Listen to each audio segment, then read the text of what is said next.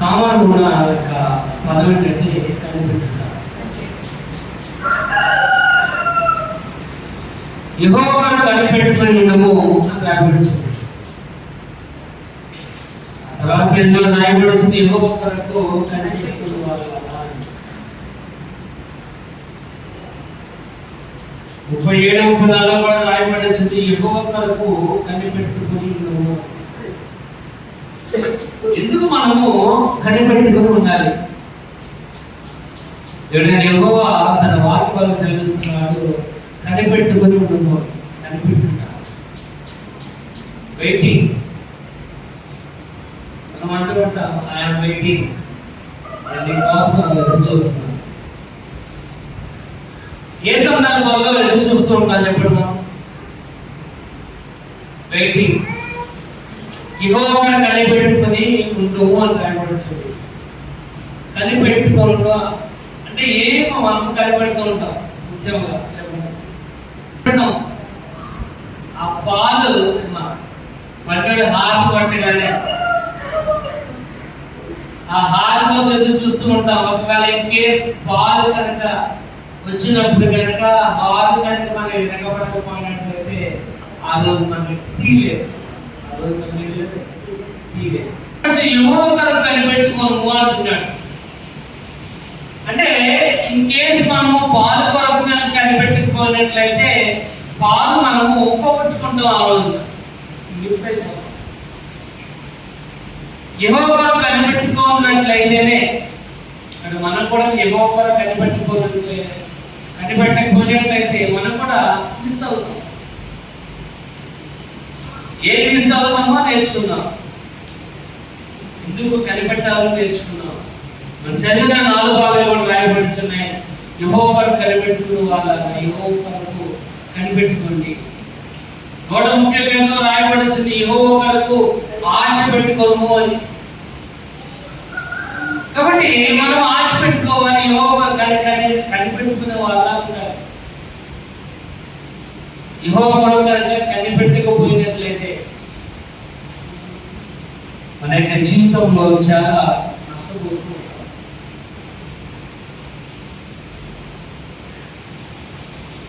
కాబట్టి మనం కనిపెట్టాలి. దినం నేర్చుకుందాం. ఎందుకు దేవుడు యెహోవా మనం కనిపెట్టుకుంటున్నాడు? What is the reason behind of waiting? ఎదురు చూడటం వల్ల ఎందుకు దేవుడు మనల్ని ఎదురు చూడమంటున్నాడు? నేర్చుకుందాం. చూడండి, ముందుగా యెహోషువ గ్రంథము 1వ అధ్యాయం 9వ వచనం చదువుకుందాం. నీవు నడుచు మార్గం అంతట్లో నీ దేవుడైన యెహోవా నీకు తోడుగా ఉండును. ఇక్కడ దేవుడైన యెహోవా కొరకు కనిపెట్టుకుని ఉండుము. ఎందుకు ఆయన కొరకు కనిపెట్టుకోవాలి అంటే he is preparing us what God has promised. అని ఏదైతే వాగ్దానం చేశాడో ఆ వాగ్దానాన్ని పొందుకోవడానికి ఆయన మనలను ఎదురు చూడమంటున్నాడు, కనిపెట్టుకుంటున్నాడు. what God has promised. దేవుడు వాగ్దానం చేస్తాడు మన యొక్క జీవితంలో, అది పొందుకోవాలి అంటే మనం కనిపెట్టాలి. దేని ద్వారా కనిపెట్టాలి? కాబట్టి he is preparing. మనం ఏ విధంగా సిద్ధము కలిగి ఉండాలి అని చూడండి. నేను చెప్పాను కదా, పాలు కోసం పొద్దున లెక్కనే ఎదురు చూస్తూ ఉంటాం. పాలు కోసం ఎప్పుడైతే ఆ టైం అయిందో మనము ఏం సిద్ధపాటు చేద్దాం? గిన్నె సిద్ధపాటు చేసుకుంటాం. పాలు కోసం గిన్నె అందరూ చూడాలి, ఎవరు బయట చూడాలి. మనం ఏం సిద్ధపాటు చేస్తామంటే గిన్నె సిద్ధపాటు చేసుకుంటాం. ఆడు వచ్చాక గిన్నెకి అడగం. ఆ రాకుండానే పాలు రాకుండానే మనం గిన్నె శుభ్రంగా కడిగి పక్కన పెడతాం. ఆ గిన్నెలో గెజ్జి కూడా వంచం. ఆ గిన్నెలో కూర తీయం.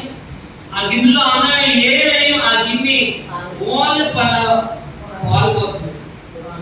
ఇక్కడికి రాయబడుతుంది he is preparing us what God has promised. అని ఏదైతే వాగ్దానం చేస్తాడో ఆ వాగ్దానాలను పొందుకోవడానికి ఆయన మనల్ని సిద్ధపాటు చేస్తున్నాడు కనుక మనం ఆయన కొరకు కనిపెట్టుకుని ఉండాలి. అందుకే మనం చదివిన వాక్యాలన్నిటి కూడా రాయబడుతుంది యెహోవా కొరకు కనిపెట్టుకుని అంటున్నాడు. నేను నీకు ఆజ్ఞాపించి ఉన్నాను కదా అంటున్నాడు. నేను నీకు చెప్పాను, ఏమని చెప్పాను అంటే, నిబ్బరము కలిగి ధైర్యముగా ఉండి దిగులు పడకము జడియకము, నువ్వు నడుచు మార్గం అంతట్లో కూడా నేను నీకు తోడుగా ఉంటాను. ఎందుకు గాడ్ ప్రామిస్ చేశాడు యెహోషువ కంటే? మోషే చనిపోయాడు. అయితే 6 లక్షల కాల్వలాన్ని నడిపించడానికి నాయకుడు అనేది అవసరం. మన యొక్క జీవితంలో ఆలోచన చేసిన 2 మనుషులని 2 పిల్లల్ని కంట్రోల్ చేయడానికే నానా ఇబ్బంది పడుతూ ఉంటారు.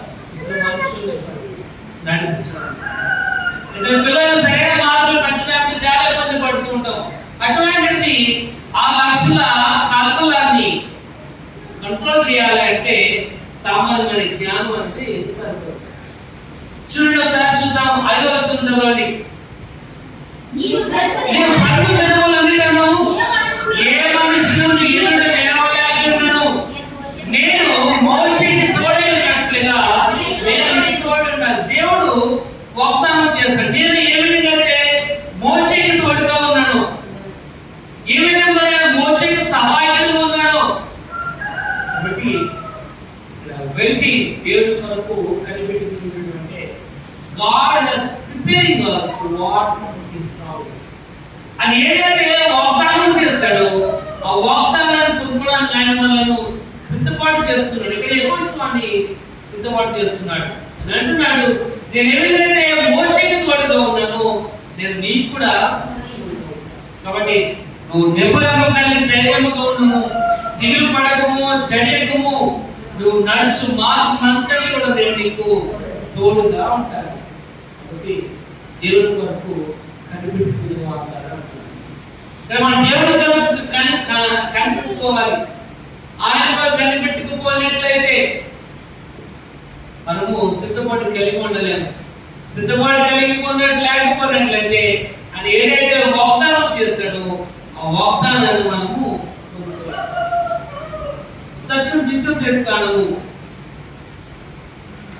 21వ వచనం చదువుకుందాం. 21వ వచనం. శత్రువులకు యుద్ధమునకు పోయి గుర్రములను రథములను నీకంటే విస్తారమైన జనమును చూచినప్పుడు నువ్వు వెళ్ళినప్పుడు రాయబడుచుంది. నువ్వు శత్రువులతో యుద్ధమునకు పోయినప్పుడు గుర్రములను రథములను నీకంటే విస్తారమైన జనములను చూసినప్పుడు భయపడద్దు అని వాగ్దానం చేస్తున్నాడు. ఏమని? నీకంటే ఎక్కువ జనాన్ని చూసినప్పుడు భయపడద్దు అని కూడా స్టేజ్ ఉత్తరాలు మనం బయట విడిచిపెడితే మనకంటే దెబ్బలాడేవాడు, మనకంటే సలహాలు ఇచ్చేవారు, మనకంటే బాగా దెబ్బలాడేవాళ్ళు ఎవరు, మనకంటే బాగా సలహా ఇచ్చేవాళ్ళు ఎవరు ఉండరు. కానీ చర్చలో వచ్చి సాక్ష్యం చెప్పాలంటే మాత్రం చేతులు ఉడికిపోతే, కాళ్ళు ఉడికిపోతే, భాస్కర్ అండి మీరు చెప్పేది యాలి, భాస్కర్ అండి మీరు చెప్పేది యాలి. మనం ఏమని జనం ఎక్కువ మంది ఉంటే మా నోట్లోంచి మాట వెళ్ళదు. ఇక్కడ ఆయన అంటున్నాడు, నీవు నీ శత్రువులతో యుద్ధము చేసినప్పుడు రథములను చూసి నీకంటే విస్తారమైన జనములను చూసి నువ్వు భయపడద్దు. నిర్భరం కలిగి ఉండాలి.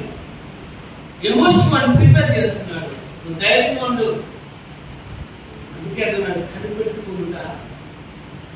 చూడండి రోమా 8:31 చూద్దాం. దేవుడు మన పక్షమునుండగా మనకు దేవుడు మన పక్షమునుండగా అంటున్నాడు నీకు విరోధి ఎవడు? కానీ జనములు నీ ముందు ఉన్నప్పుడు నువ్వు భయపడవద్దు. ఎందుకంటే నీ దేవుడు యెహోవా నీకు తోడై ఉన్నాడు. కనిపెట్టుకుని ఉండడం ఏంటంటే He's preparing us what God has promised. అని ఏమైతే వాగ్దానం చేస్తాడో ఆ వాగ్దానాన్ని పొందుకోవడానికి ఆయన మనల్ని అంటున్నాడు, నా కొరకు మీరు కనిపెట్టుకుని ఉండండి. దేవుని కొరకు కనిపెట్టుకుని వాళ్ళ ఉంటారు. చూడండి యెషయా 43. యెషయా, నువ్వు జలములలో దాటినప్పుడు నేను నీకు తోడైయుండును, పొర్లిపారదు, నీవు అగ్ని మధ్య నడిచినప్పుడు కాలిపోవు, జ్వాలలు నిన్ను కాల్చవు. ఇక్కడ రాయబడి వచ్చింది, ఆయన మనకు వాగ్దానం చేశాడు. ఏమన్నా వాగ్దానం చేశాడంటే, నీవు జలములలో దాటినప్పుడు నేను నీకు తోడై ఉంటాను, నువ్వు భయంకరమైన నీళ్ళలో వెళ్ళినప్పుడు. కూడా భయం. నీళ్ళంటే అందరికి భయం, నీళ్ళంటే అందరికి భయం. కొంతమంది నీళ్ళతో ఆటలాడతారు, స్విమ్మింగ్ చేస్తారు. కొంతమంది అమ్మ మన సొంతంగా వెళ్ళాలనుకుంటే నీళ్ళు అంటే భయం. ఆయన వాగ్దానం చేస్తారు, ఏంటంటే నువ్వు జలములో పడి వెళ్ళినప్పుడు నేను నీకు తోడు ఉంటాను, నదులు పడి వెళ్ళినప్పుడు అవి నీ మీద వదిలి, నీవు అగ్ని మధ్య నడిచినప్పుడు కాలిపోవు. మన యొక్క జీవితంలో అగ్ని ప్రయాణాలు ఎక్కువ.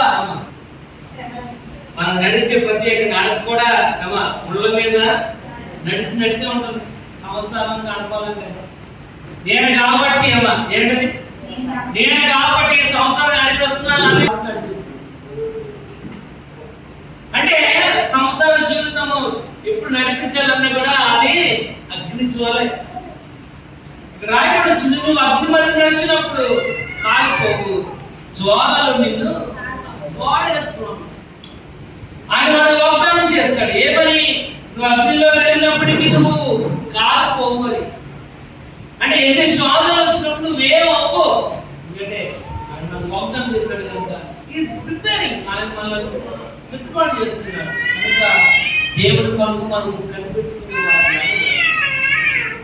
ఒకటి మన దేవుడి కొరకు కనిపెట్టుకోవాలి. ఎందుకంటే ఆయన చేస్తున్న వాగ్దానాన్ని మనము సిద్ధంగా ఉండాలి. ఆయన వాగ్దానాన్ని పొందుకోవడానికి ఆయన పిల్లలు రెడీ చేస్తున్నాడు.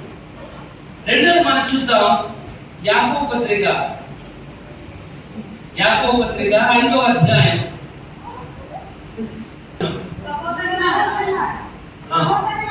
సహోదరులారా, ప్రభువు రాకడ కొరకు ఓపికతో ఉండుడి. వ్యవసాయుడు తొలకరి వర్షమును కడవరి వర్షమును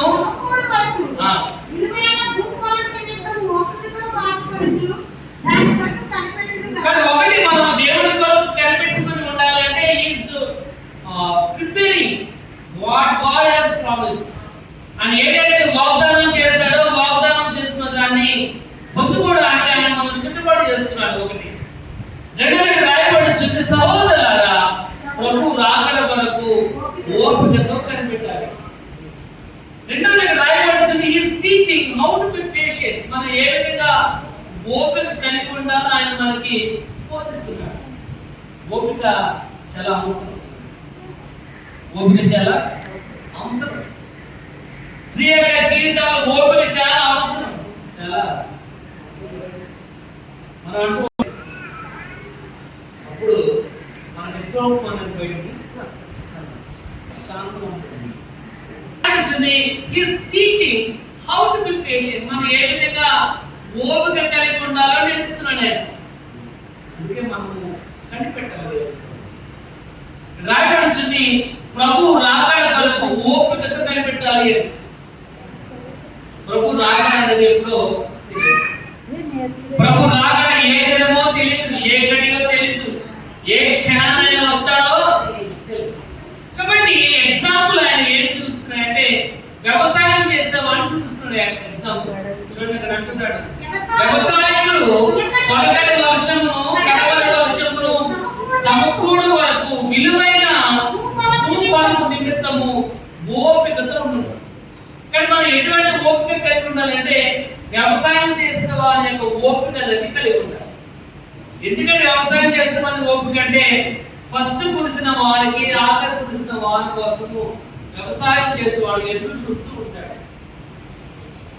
ఫస్ట్ కురిసిన వాన కోసం, తొలకరి వాన కోసం ఎదురు చూస్తాడు. ఆ తొలకరి వాన పడగానే నాట్లు అనేది విత్తనాలు జరుగుతాయి.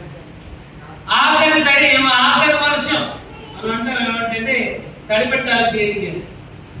ఆఖరిగా తడిపెడతాం, ఇంకా ఈ సమయంతో కళ్ళు అనేవి అయిపోతాయి, ఇంకా అప్పటి నుంచి అది కోతకి సిద్ధమవుతుంది. ఇక్కడ రాయబడి వచ్చింది, వ్యవసాయకుడు ఏ విధంగా ఓపిక కలిగి ఉంటాడో మనం కూడా మన యొక్క జీవితంలో అటువంటి ఓపిక కలిగి ఉండాలని is teaching how to be patient. ఏ విధంగా మనం ఓపిక కలిగి ఉండాలో ఆయన మనకి బోధిస్తున్నాడు కనుక ఆయన అంటున్నాడు, యెహోవా కొరకు కనిపెట్టుకున్న వారులారా, యెహోవా కొరకు మనం కనిపెట్టుకున్న వారులారా. ఏ విధంగా వ్యవసాయం చేసే వాళ్ళను గుర్తులో పెట్టు. అక్కడ అంటున్నాడు, విలువైన భూఫలం కొరకు ఓపికతో కాచుకొనుచు దాని కొరకు కనిపెట్టు. విలువైన భూఫలం, ఆయన పంట చేతికి వచ్చేంత వరకు కూడా నిద్రాహారాలు ఉండవు. సరైన ఆహారం తిన్నాడో లేదో కూడా తెలియదు. ఎందుకంటే ఓపికతో ఉండాలి. ఏ క్షణంలో ఏం సంభవిస్తారు, ఏ సమయంలో ఏ మందు వేయాలో ఓపిక లేకపోయినట్లయితే ఆహారం ఆ విలువైన భూఫలం ఇంటికి, ఆ విలువైన ఫలము రావాలి అంటే ఓపిక ఉండాలి. వెయిటింగ్, ఆయన కొరకు ఎదురు చూసేవాళ్ళు ఉంటారు. చూడండి 37వ వచనం, యెహోవా ఎదుట మౌనముగా ఉండి ఆయన కొరకు కనిపెట్టుకుని ఉండము. ఏ విధంగా కనిపెట్టాలంట? మౌనముగా ఉండి. ఏది ఉండాలి? మౌనంగా ఉండి ఓపికతో ఉండాలి. ఓపిక చాలా అవసరం. మనకు సత్వం కోసము ఎంఆర్ఓ తెలియదు, ఎంఆర్ఓ టైంకి రాదు, ఆలస్యంగా వస్తారు. మరి ఏం చేయాలి? ఆయన ఇంటికాడ లేచినప్పుడు మనం ఆఫీస్కి వెళ్ళిపోవాలి 7 గంటలకి. అప్పుడు వచ్చి కూర్చొని బొట్టో కలుగుతాం, ఏమయ్యా ఎంఆర్ఓ గారు వస్తారా?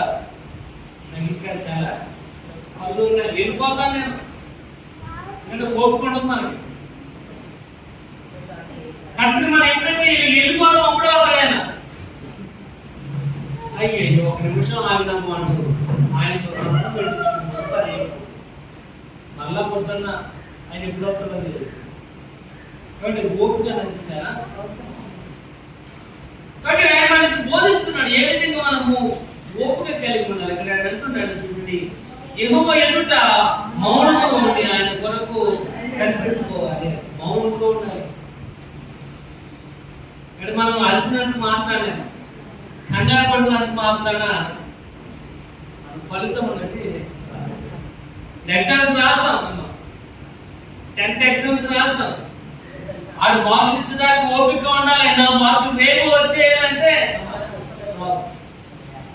ఇచ్చేవారు ఏం తెలియదు, ఓపిక కనిపెట్టాలి. ఏ వస్తాయి రేపు వస్తాయి. చూడండి, ఎక్సోడస్లో నిర్మాణం 14 నిర్మగడం 14 యెహోవా నీ పక్షమున యుద్ధము చేయను, మీరు ఓరకనే ఉండుడి. ఏంటంటే యెహోవా మీ పక్షమున యుద్ధము చేయను కనుక మీరు ఓరకనే ఉండుడి. ఎందుకు ఓరకనే ఉంటుందంటే మనం అంటూ ఉంటాము, ముందు వెళ్తే పొయ్యి, వెనక్కి వెళ్తే పొయ్యి అన్నది.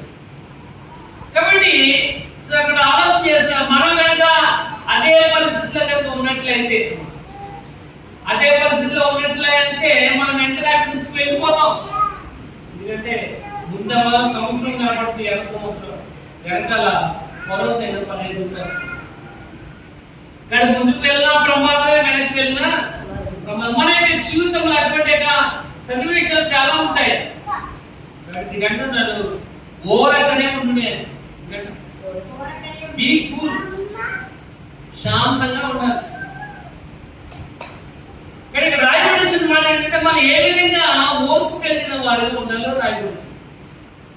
మీరు ఓరకనే ఉండి, ఎప్పుడైతే వాళ్ళు ఓరకనే ఉన్నారో ఆ ఎర్ర సముద్రం 2 పాయలుగా చేయబడ్డది. ఆ 2 పాయల ఫరో సైన్యం అంతా కూడా మునిగిపోయారు. మీరు ఓరకనే ఉండి దేవుడు అనుగ్రహించు, దేవుడు దయచేస్తే రక్షణను మీరు చూస్తారు. మనం ఓరకనే ఉండకపోయినట్లయితే అనుభవాన్ని మన యొక్క జీవితంలో యెహోవా కనిపెట్టుకోవాలి. రెండోది ఏంటంటే ఆయన is teaching how to be patient. మనం ఏ విధంగా ఓపిక కలిగి ఉండాలి. ఎందుకంటే ప్రభు రాకడ కొరకు ఓపికతో ఉండాలి. మత్తయి సువార్త 25వ అధ్యాయం సారి చూద్దాం. అక్కడ ఓపిక కలిగిన వారు ఉన్నారు. వారు వెరీ బెస్ట్ ఓపికలో. అక్కడ అందరూ కూడా సిద్ధం కలిగి ఉన్నారు. ఏ టైమున పెళ్లి కుమారుడు వస్తాడో ఎదుర్కొనే వారిగానే ఆ 10 మంది కనబడుతున్నారు. 10 మంది కనబడుతున్నారు. 10 మంది కూడా ఏం చేస్తారంటే అమ్మా కొంచెం పెళ్లి కుమారుడు ఆలస్యం అవడం వల్ల కురుపాటు పడ్డారు. ఆలస్యం అవడం వల్ల కొంచెం కురుపాటు పడటం వల్ల ఏం చేశారు, పడుకున్న అందరూ నిద్రలోకి వెళ్ళిపోయారు. అనుకునే సమయం పెళ్లి కుమారుడు అందరూ కూడా సిద్ధపాటు కలిగిన వాళ్ళు ఉన్నారు. 5 మంది దగ్గర దివిటీలు ఆరంభించి 5 మంది దివిటీలు వెలుగుతున్నాయి. ఎందుకంటే వాడు ఓపికతో ఉన్నారు. ఏ ఓపిక అంటే ఒకళ్ళు ఇన్ కేస్ పెళ్లి కుమారుడు ఒక గంట 2 గంటల కనుక ఆలస్యమైనట్లయితే ఈ నూనె కూడా మనం తయారు చేద్దాం. ఒకవేళ ఆ దివిటి కనుక ఆరిపోయినట్లయితే ఈ నూనె పనిచేస్తాం. ఇంకొక రైతులు అనుకున్నారు ఏమని, ఈ నూనె ఆరిపో లోపల, ఈ దీపం ఆరిపో లోపల వచ్చేస్తారులే పెళ్లి కుమారుడు. ఓపిక ఉండాలి. 5 ఓపిక కలిగి ఉన్నారు కనుక లోపలికి పెళ్లి కుమారుతో పాటు ఇంటిలోకి మనం కూడా అలాగే ఉంటూ ఉంటాం. ఓపిక ఉండదు. మనం వచ్చేదే 12 గంటలకి అమ్మా, వచ్చేదే 12 గంటలకి 12:30కి అమ్మా. ఒక్కసార్లు టైం అయితే చూడకపోతే కనుక మనకి మనశ్శాంతి ఉండదు. ఓ బాబాయ్ 2 అయిపోయినా వదులుతలేదు ఫాస్ట్ గా, 2 అయిపోయినా వదులుతలేదు. ఈ వారం అయితే 2:30 అయిపోయింది అంట. మళ్ళీ ఎప్పుడు వచ్చావు? నువ్వు ఎన్ని గంటలకు వచ్చావు? వచ్చేదేమో 12:30కి, 2:30కి 2 గంటలకు ప్రార్థన అయిపోవాలంటే ఓపిక ఎంత? 3 గంటలకు ప్రార్థన 10 గంటలకు వచ్చేవాళ్ళు ఎంతమంది? ఇంకా ఇంకో గంట పాటలు పాడితే ఇంకా వచ్చేవాళ్ళు. రాయబడుతుంది is teaching how to be patient. మరి ఏ విధంగా ఓపిక కలిగిన వాళ్ళు ఏదైనా యెహోవాకు కనిపెట్టుకోవాలి. ఒకటి is preparing how to be what he has promise. ఏ విధంగా ఆయన వాగ్దానం చేసిన దాన్ని మనం ప్రిపేర్ గా ఉండాలో చెప్తున్నాడు. Is teaching how to be patient. మరి ఏ విధంగా ఓపిక కలిగిన వాళ్ళు ఉండాలి. మూడోది చూద్దాం. యెషయా గ్రంథము 41వ అధ్యాయం. యెషయా గ్రంథం 41వ అధ్యాయము 10వ వచనం. దాని పొల నుండి నీవు నా దాసుడవనియు నేను నిన్ను ఉపేక్షింపక ఏర్పరచుకున్నాను. నీకు తోడై ఉన్నాను, భయపడకుము, నేను నీ దేవుడినై ఉన్నాను, దిగులుపడకుము, నేను నిన్ను బలపరచును. చాలండి. ఇక్కడ 10వ రాయబడుతుంది. మూడవది, ఎందుకు మనము దేవుని కొరకు కనిపెట్టుకుని ఉండాలంటే ఈ స్ట్రెంగ్తెన్ అవర్ ఫెయిత్. మన విశ్వాసాన్ని బలపరుస్తున్నాడు ఆయన. ఏంటి మన విశ్వాసము? చూచి నమ్మిన వారి కంటే చూడక నమ్మిన వారు తగ్గాలి. మన విశ్వాసం చూచి నమ్మిన వారి కంటే. శిష్యులందరూ అన్నారు మేము యేసు ప్రభువుని చూసాం అనగానే దాంట్లో లేచాడు. మీరు చూశారు, మీరు చూడలేదు, కానీ నేను చూస్తే నేను నమ్మలేను. ఆయన గాయాల్లో ఏడు పెడితే తప్ప నేను నమ్మను. మనం అటువంటి వారు చూచి నమ్మిన వారిని చూడక నమ్మిన వారు. యేసు ప్రభు కనపడ్డాడు, ఆ గాయాల్లో వేలు పెట్టాడు, నమ్మాడు యేసు ప్రభువుని. కానీ రాయబడుతుంది ఈ స్ట్రెంథెనింగ్ ఆఫ్ ఫెయిత్. మన విశ్వాసాన్ని ఆయన బలపరచడానికి అని అంటున్నాడు. పెట్టి నా కోసం కనిపెట్టుకుని మన విశ్వాసాన్ని బలపరచడానికి. అంటే ఎందుకు మన విశ్వాసాన్ని బలపరచాలో మనము పడిపోతూ ఉంటాం అనేకమైన సార్లు మనకు వచ్చిన ఇబ్బందుల ద్వారా, శోధన ద్వారా, కష్టాల ద్వారా పడిపోతున్నాం కాబట్టి అమ్మా మెల్ల పోతాడు, చేతికి పోతాడు, చంపపోతాడు, కాలిపోతాడు అమ్మా. అందు తాడు పెడితే తప్ప మనశ్శాంతి అనేది కనబడుతుంది. అవసరమైతే మంచం కోడుకోతాడు, తలగడ్డ తోతాడు అని. ఇంటికి కూడా గుమ్మడికాయ అమ్మ, ఇంటికి కూడా గుమ్మడికాయ, ఆగ్నేయ మూలమో పట్టికమ్మ పెడతాము. నడగోలానికి మన అవసరాలను పెడతాము. అంటున్నాడు మన విశ్వాసం బలపడడానికి ఆయన రాయబడుతుంది. 10వ వచనంలో నీవు నా దాసుడు అని నేను నిన్ను ఉపేక్షింపకంటున్నాడు. నీవు నా దాసుడు అని నేను నిన్ను ఉపేక్షింపకంటే నేను త్రోసివేయక. హీరో వచ్చాడు అనుకోండి అమ్మా, హీరో వచ్చాడు అనుకోండి, హీరో చుట్టూ ఎవరుంటారు అమ్మా? బాడీ గార్డ్స్ ఉంటారు. హీరో చుట్టూ ఎవరుంటారు? బాడీ గార్డ్స్ ఉంటారు. హీరో మీద అమ్మా చెయ్యి కూడా వేయడానికి కూడా అవకాశం లేదు. హీరో చుట్టూరు బాడీ గార్డ్స్ ఉంటారు. వాళ్ళందరూ బ్లాక్ ప్యాంట్, బ్లాక్ షర్ట్ వేసి, బ్లాక్ కలర్ పెట్టి అమ్మా ఇంకెవరు కూడా తగ్గింది అది దరిదాపులోకి. అంటే సీఎం వచ్చినటువంటి పాలు గేట్ పెడతారు. గేట్ దాకా ఎవరు వచ్చినా తుక్కు కింద కాల్ చేయాలి. సీఎం ఎవరు కూడా దగ్గరికి పర్మిషన్ లేకుండా దగ్గర రావడానికి. ఇంకోటి ఏంటంటే మనం చూడండి, మన ఇంట్లోనే మనకి ఇష్టమైన వాడు వచ్చాడంటే వాడు మంచి వ్యక్తితో తొక్కేసినా మనం వాడిని ఏమనుకున్నాము. ఒకడు ఉంటాడు అని గుమ్ముంటాడు లోపలికి కూర్చో ఎందుకంటే వాడిని గుమ్ముంటాడు లోపల కూడా. మనమే కొంతమంది ప్రేమించే వాళ్ళగా, కొంతమంది ద్వేషించే వాళ్ళగా. ఇక్కడ అంటున్నాడు నీవు నా దాసుడు అని నేను నిన్ను తృణీకరింపక అంటున్నాడు. ఆయన ఎప్పుడు కూడా మనం తోసి వేసేవాడు కాదు. ఆయన ఎప్పుడు కూడా మనల్ని తోసి వేసేవాడు కాదు. ఆయన ఎప్పుడు కూడా మనల్ని ప్రేమించేవాడే ఉన్నాడు. అందుకే ఆయన వాగ్దానం చేస్తాడు, నీవు నా దాసుడు కనుక నేను నిన్ను తృణీకరింపను అని. కానీ మన విశ్వాసాన్ని ఆయన బలపరుస్తున్నాడు. రెండో మాట రాయబడి వచ్చింది, నేను నీతో చెప్పినాను నేను నీకు తోడై ఉంటానని. అంటే నువ్వు ఎక్కడికి వెళ్ళినా నిరాకుక్కలేని యెహోవా నీకు తోడుగా. కానీ ఆయన వాగ్దానం చేసి నేను నీతో చెప్పాను ఏంటంటే నేను నీకు తోడుగా, భయపడకు, నేను నీకు దేవుడినే ఉంటాను. దేవుడే నా పక్షం ఉన్నాడు అనుకోండి, నేను దేనికి కూడా భయపడడం అవసరం లేదు. ఇంతమంది చదువు కదా రోమా 8:31, దేవుడు మన పక్షం ఉండగా మన విరోధి ఎవరు? ఆయనే నా వెనకాల ఉన్నాడు అనుకోండి, నేను ఇంకా ఏ మనిషికి భయపడాలి? ఎవరికి భయపడాలి? కానీ ఆయన మన యొక్క విశ్వాసాన్ని బలపరుస్తున్నాడు, నేను ఈ పక్షం నన్ను భయపడద్దు అని. కానీ ఆయన వెనకాల, ఆయన మన వెనకాల ఉన్నా కానీ మనం కన్నా ఎక్కడికి వెళ్ళాలో భయపడుతూనే కనపడుతుంది. కానీ ఇక్కడ రాయపడుతుంది, భయపడకము నేను నీకు దిగులు పడకము నేను నిన్ను బలపడుతున్నాను. దిగులు పడకు. మనం దిగులు పడుతూ ఉంటాం. ఈ సంవత్సరాన్ని ఏ విధంగా నడుపుకెళ్ళాలి, మా పిల్లల చదువుకెళ్ళగా, కుటుంబ బాధ్యతలుగా అని దిగులు పడుతూనే ఉంటాం. మన జీవితంలో దిగులు దిగులు అంటున్నాడు, దిగులు పడకు నేను నిన్ను బలపడుతున్నాను. కాపాడుతుంటది. శత్రువు రాగానే సిగ్నల్ చేస్తుంది, అమ్మ వచ్చేయండి. ఆ రెక్కల చాపగానే ఆ పిల్లలందరూ కూడా ఆ తల్లి రెక్కల కిందకి వచ్చేస్తాయి.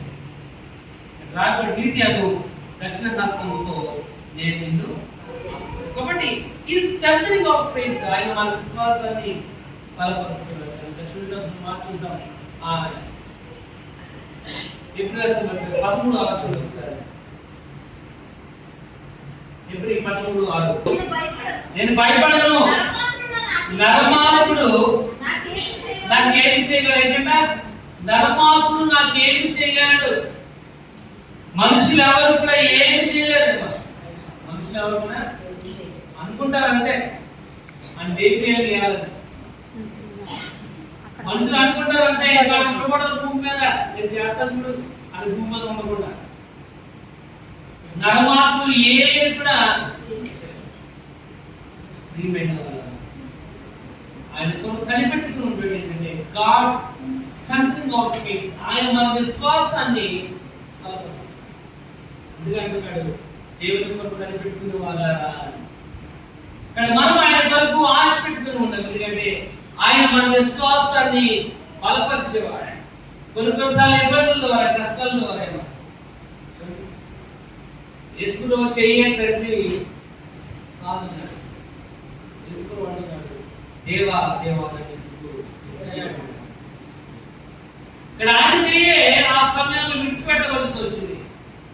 మన యొక్క జీవితంలో కూడా ఒకసారి ఆయన మన చేయి విడిచిపెట్టినప్పటికీ యేసు ఏ విధంగా అయితే మరణం జయించి తిరిగి లేవడానికి సహాయపడి ఉన్నాడు, అలాగే మన విశ్వాస జీవితంలో పడిపోయినప్పటికీ ఆయన లేవతే వాళ్ళు ఇన్స్టంట్ అవుతాయి.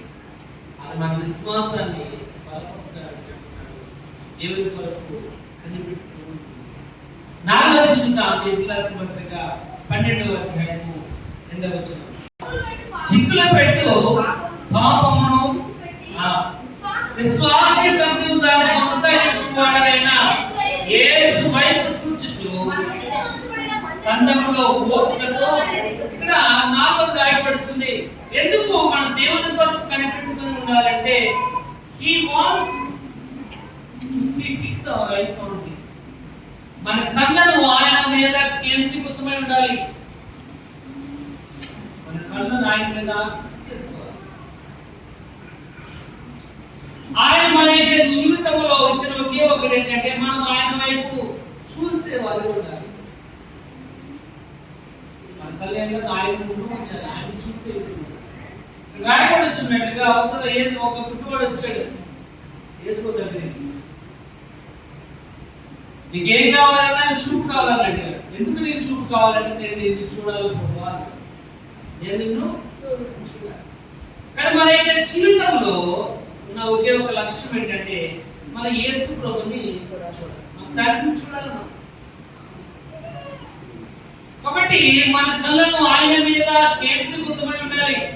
విశ్వాసన కట్టు దాన్ని కొనసాగించి వాడినైనా యేసు వైపు చూచు అంటున్నాడు. మనం ఏం చేయాలంటే మన కళ్ళను ఆయన మీద ఉంచాలి. Fix our eyes on him. మన కళ్ళను ఆయన మీద ఫిక్స్ చేసుకోవాలి. ఆయన చూసే వారిగా ఉండాలి. ఆయన చూస్తేనే మన యొక్క జీవితములకు శాంతి, వెలుగు. ఆయన చూస్తేనే మన యొక్క జీవితంలో రక్షణ. ఆయన చూస్తేనే మన యొక్క జీవితములకు అర్థం అనేది కనబడుతుండాలి. చూసే విధంగా ఉండాలి. ఎందుకంటున్నాడు దేవుడి కొరకు కనిపెట్టుకుని, ఆయనతో కనిపెట్టుకుని ఉండాలంటే fix our eyes on him. మన కళ్ళను ఆయన మీద మనం పెట్టాలి. చూడండి, విశ్వాసంగా కొనసాగించువాడనైనా యేసు వైపు చూచు మిగునటువంటి పందెములో మీరు ఓపికతో. అక్కడ మన కళ్ళను ఆయన ముందు ఉంచాలి. మనము ఆయన చూసే విధంగా ఉండాలంటే ఆ కింద మనలో రాయబడుతుంది, ఆయన ఎదుట ఉంచబడిన ఆనందంపై అవమానమును నిర్లక్ష్య పెట్టి అంటున్నాడు. అవమానం ఏం చేయాలంట? నిర్లక్ష్య పెట్టాలి. అవమానాన్ని నిర్లక్ష్య పెట్టాలని రాయబడుతుంది. అవమానం ఎక్కడ చెప్తున్నాడు చెప్పాలి అంటే మనం చేయలేము అని వాళ్ళు ఏం చెప్తున్నారు? దేవుడే మన పక్షంలో ఉండగా, దేవుడే మన పక్షం, మనుషులుగా మన పక్షంలో ఉండగా, ఎవరు ఆయనే మన పక్షంలో ఉండగా ఎవరుచిపోతుంటున్నాడు. ఓరగా నుంచోండి చాలు, మీరేం చేయద్దు, మీరు కత్తులు పట్టుకుని నుంచోండి చాలు. దాన్ని జయించేవాడు మాత్రం ఎక్కువ ఓరగా ఉండాలి. అవమానాలను నిర్లక్ష్య పెట్టి సిలువను సహించి. చూడండి 3వ వచనంలో రాయబడి వచ్చింది, మీరు అలసట పడకైనా రాయబడి వచ్చింది. అలసట పడకైనా అని మనం కూడా అలసిపోతూ ఉంటాం. ఏమన్నా అనుకుని ఏం చేస్తుంటాం? అలసిపోతాం. ఏమా పడుకునే ఉన్నామేమో అంటే భాస్కర్ అంటే అంతా కూడా అలసిపోయాను. నిన్నంతా అలసిపోవడం వల్ల చర్చిలో రాగానే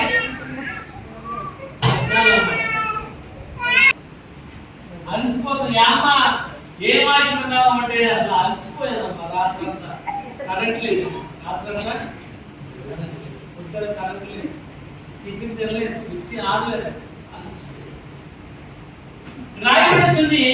అలసిపోయి అలసట, ఇక్కడ అలసట పడిపోయి భాషను వాటిని చెప్తుంటామా, ఎంత అమ్మా అలసి అలసి ఎంత గట్టిగా అలసినా కానీ అమ్మా చెమ పుట్టినట్టు కూడా ఉండదు, మాకు అలసిపోయినప్పుడు రాయబడి వచ్చింది.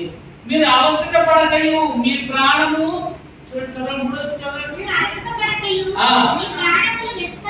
మీ ప్రాణము అంటే ఏంటమ్మా, మనం కూడా పిల్లల యొక్క విషయంలో ఎంతో విసిగిపోతాం, బాధ ఎలా మోసుకురావాలి, ఎలా నేర్పించుకోవాలి, తీసుకురా.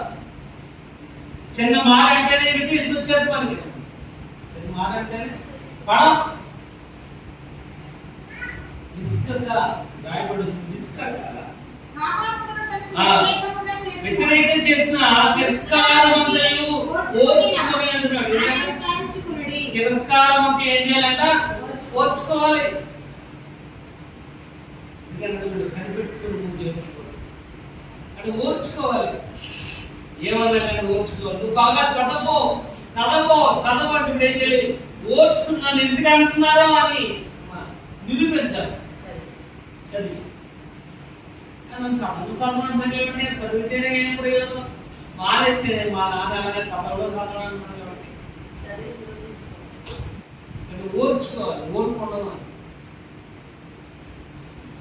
ఓర్పు మెయింటైన్ చేయలేము. అంటున్నాడు ఫిక్స్ నైస్ ఉంది. ఎప్పుడైతే మళ్ళీ ఏ సుబ్రహ్మణ్యం మనం చూస్తామో మన ఓర్పుతో ఉండాలి. ఆయన కూడా ఓర్పుగా ఉన్నాడు కనుక రాయకుండా నేను కనుక నా తండ్రి కనుక వేడుకున్నట్లయితే 12 వ్యూహములను ఆయన ఎక్కడ తెంపగలదు అంటాడు. ఏమన్నా 12 వ్యూహాలు తెంపగలడు. ఒక వ్యూహానికి 6,000 మంది, 12 వ్యూహాలు అంటే 72,000 మంది అమ్మా. అంత క్షణములో అక్కడ తెంపగలదు ఆయన. అంటున్నాడు ఓర్చుకున్నాడు, అవమానాన్ని ఓర్చుకున్నాడు, అలసటను ఓర్చుకున్నాడు. ఎందుకంటే శిష్యులందరూ కూడా అలసిపోయి ప్రార్థన పడుకున్నా తెలుసుకుని తోటలో ఆయన అలసటను జయించి ప్రార్థన చేశాడు. కాబట్టి అలసట చెందక ఇసుక ఓర్పు కలిగిన వారు ఉండాలంటే ఆయన వైపు మన కళ్ళను కేంద్రీకృతం చేసుకున్నాం. కీర్తన అంటున్నాడు, నీ కళ్ళు నాటి వీడు చూడక నిదానించి చూడాలి. నీ కళ్ళు రప్పలాంటి కాకుండా తిన్నగా ఉన్నదాన్ని చూడాలి. తిన్నగా ఉన్నది ప్రభువైన యేసు. ఆయన నీకోసం తన ప్రాణాన్ని పెట్టాడు కనుక ఆయన వైపు చూసి ఆయన కోసం ఎదురు చూడటం ఏంటంటే నీ కళ్ళను ఆయన మీద ఒకటి రాయబడి వచ్చింది. Is preparing what God has promised. ఆయన ఏమైతే మన వాగ్దానం చేశాడో ఆ వాగ్దానం కోసం ఆయన మనం సిద్ధపాటు చేస్తున్నాడు. ఒకటి. రెండవది is teaching how to be patient. మనం ఏ విధంగా ఓర్పు కలిగి ఉండాలి ఆయన మనకి నేర్పుతున్నాడు. మూడవది స్ట్రెంథెనింగ్ యువర్ ఫెయిత్. నీ విశ్వాసాన్ని బలపరచడానికి ఆయన అంటున్నాడు నా కోసం ఎదురు చూడండి అని. నాలుగవది he wants to fix our eyes on him. మన కళ్ళను ఆయన మీద ఉంచాలని ఆయన అంటున్నాడు ఎదురు చూడండి అని. కానీ ఎప్పుడు కూడా దేవుడు మా వాగ్దానం చేయని మన యొక్క జీవితంలో ఒకసారి చూద్దాం. చూడండి మత్తయి సువార్త 11:16-24 మత్తయి సువార్త. ఎవడైనా నన్ను వెంబడించబోని ఎడల తను తాను ఉపేక్షించుకుని తన సిలువను ఎత్తుకుని నన్ను వెంబడించాలి. God never promised. ఆయన ఎప్పుడు కూడా వాగ్దానం చేయలేదు ఏంటంటే ట్రబుల్ ఫ్రీ లైఫ్. అంటే మన యొక్క జీవితంలో కష్టాలని ఉండవని ఎప్పుడు కూడా ఆయన వాగ్దానం చేయలేదు. మన యొక్క జీవితంలో మన కష్టాలు ఉండవు అని ఎప్పుడు కూడా ఆయన వాగ్దానం చేయలేదు. Trouble free life. మన యొక్క జీవితంలో ఆదాము అంటున్నాడు చెమట వస్తేనే చెమట వచ్చి భూమిని సేద్యపరుస్తామన్నాడు తప్ప కష్టపడకుండా ఆహారం సంపాదించుకుంటాం అని చెప్పలేదు. కాబట్టి గాడ్ నెవర్ ప్రామిస్. ఎప్పుడు కూడా దేవుడు వాగ్దానం చేయలేదు యొక్క జీవితంలో ఏ సమస్య కూడా ఉండదు అని. ఇంకంటున్నాడు నన్ను వెంబడించుకోరు వాడు ఏం చేయాలట తను విపేక్షించుకుని తన శిలువను కొన్నాను. ఇక్కడ ఒకటి మన యొక్క జీవితంలో సమస్యలు అనేవి ఉంటాయి. రెండోది చూద్దాం చెప్పి 11:1 విశ్వాసం అన్నది నిరీక్షింపబడే వాడి యొక్క నిజ స్వరూపం. రెండోది రాయబడి వచ్చింది ఫెయిత్ అలోన్. విశ్వాసం అన్న నిరీక్షింపబడే వాడి నిజ స్వరూపము. మన విశ్వాసం ఉంటేనే ఆన్సర్స్ ఫర్ యువర్ క్వశ్చన్స్. ప్రతి ప్రశ్నకు జవాబు దేవుని దగ్గర ఉంది. కానీ ఇప్పుడు కూడా ఆయన అంటున్నాడు, నీ వేసిన ప్రశ్నకు జవాబు లేదని ఇప్పుడు కూడా చెప్పలేదు ఆయన. ప్రతి ప్రశ్నకి ఆయన దగ్గర ఆన్సర్ అనేది. మన యొక్క జీవితంలోనే ఏ ప్రశ్న వేసినా ఆన్సర్ అనేది కనపడదు. ఒక్కోసారి మనం వేసిన ప్రశ్నకి ఆన్సర్ దొరకదు. ఒక్కోసారి అంటున్నాడు ఆన్సర్స్ ఫర్ యువర్ క్వశ్చన్స్. వేసిన ప్రతి ప్రశ్నకు ఆయన దగ్గర జవాబు ఉంది. విశ్వాసం అన్నది నిరీక్షింపబడే వాటి యొక్క స్వరూపం. ఫెయిత్ అలోన్, ఈ విశ్వాసం ద్వారా కృపచేతనే రక్షింపబడేది. రెండవది అంటే ప్రతి ప్రశ్నకు ఆన్సర్ అనేది ఉంది. మూడవది చూడండి మత్తయి సువార్త 19 మత్తయి సువార్త 19:4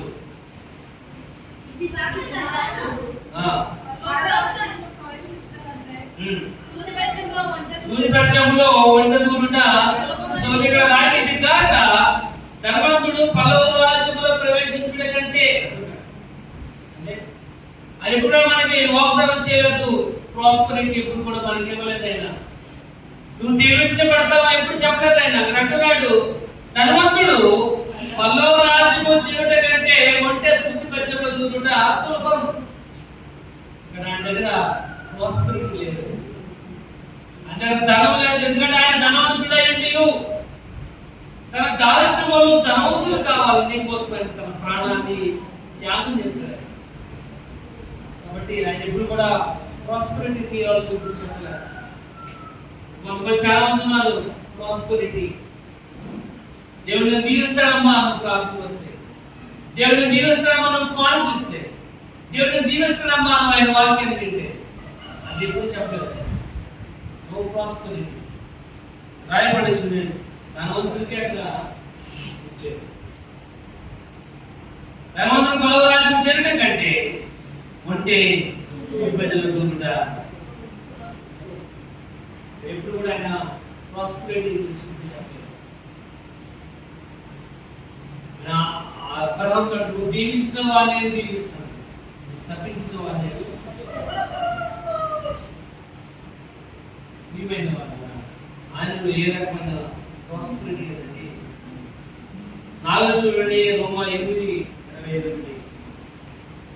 రోమా 8:25 దేవుని ప్రేమించు వారికి అనగా